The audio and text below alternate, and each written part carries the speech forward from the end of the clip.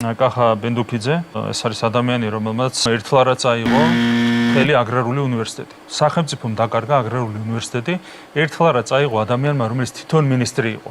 თავის თავს მიყიდა ერთლარად, რეალურად წარმოიდგინეთ, კონკრეტულმა მინისტრმა თავის თავს მიყიდა ერთლარად ნაცმოძრაობის დრო აგრარული უნივერსიტეტი. წარმოიდგინეთ, სახელმწიფო ქონება დაიკარგა სახელმწიფოს მხრიდან.